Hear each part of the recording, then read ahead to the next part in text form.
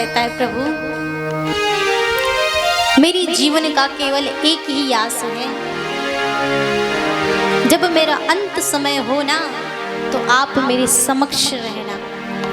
यदि आप मेरे समक्ष नहीं रहते प्रभु तो केवल आपका नाम ही मेरे मुखारविंद से आ जाए। मेरी जीवन का केवल और केवल एक ही ध्येय है। हे प्रभु, उसी प्रकार आज भीष्म पितामह जी महाराज निवेदन करते हैं, प्रभु मेरी इस मति रूपी बुद्धि को आप ग्रहण कर लीजिए। यदि मेरी मति रूपी बुद्धि आपके चरणों में होगी प्रभु, तो मुझे फिर अपने मन से कोई भी द्वेष नहीं होगा, क्योंकि प्रभु ये मन बड़ा ही चंचल है। कितना भी चाहूं कि बुरी वस्तुओं पर इसकी लत ना लग जाए, बुरी चीजों की नशा इसे व्यसन ना लग जाए, फिर भी ये मन ऐसा है प्रभु, ये उसी वस्तु का ध्यान करता है, उसी वस्तु की ओर दौड़ता है। इसीलिए प्रभु मेरे मन को आप अपने पास रख लीजिए। मैं नहीं चाहता कि मेरी मन रूपी बुद्धि है, मेरी बुद्धि है, मेरा मन है, ये किसी दूसरी चीज की आशा करे।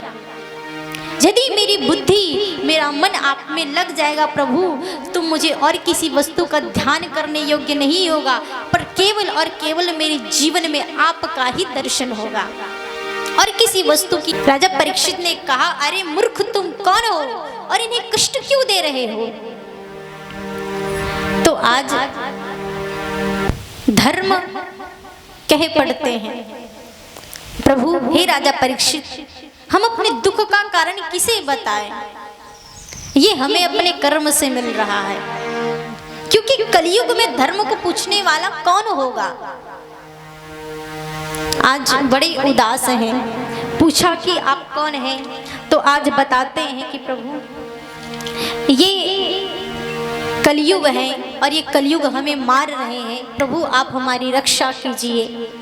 तो इनकी रक्षा करने के लिए जब गए, इनकी रक्षा करने के लिए गए, उनको मारने के लिए जैसे आज तलवार को उठाया, कलयुग कहते प्रभु मुझे मत मारिए, यदि आप मुझे मार देंगे तो मैं रहूंगा कहाँ? परीक्षित कहते हैं, अरे मूर्ख तू मेरे राज्य से बाहर निकल जा, तू मेरे राज्य में दिखाई मत पड़ना। कलयुग कहते प्रभु पूरा पृथ्वी, पूरा देश, पूरा तो आपका ही राज्य है, तो मैं रहूं कहाँ? सब जगह तो आपका ही राज्य है, मेरे रहने के लिए कोई स्थान तो नहीं है। प्रभु आप मुझे कोई स्थान दे दीजिए रहने के लिए। राजा परीक्षित कहते हैं, कलयुग अभ्यर्तिष्म सदा तस्मै स्थानानि कलये ददौ धूतं पानं स्त्रिय सुनाम यत्र धर्मश्चतुर्विधः।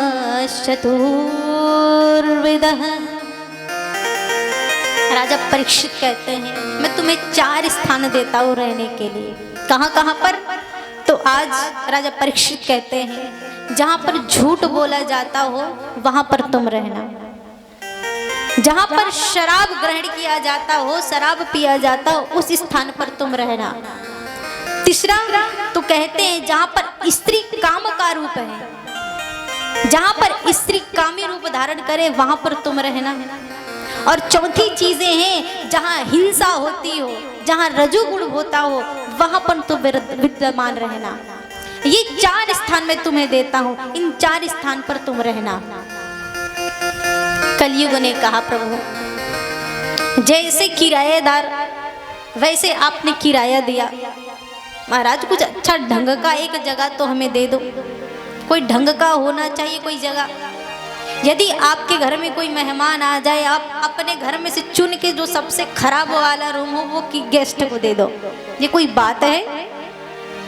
उसी प्रकार कलयुग कहते हैं, प्रभु आपने मुझे 4 स्थान दिया, 4 में से कोई ऐसा स्थान नहीं है जो ढंग का हो, तो प्रभु आप मुझे एक सुंदर सा स्थान दे दीजिए।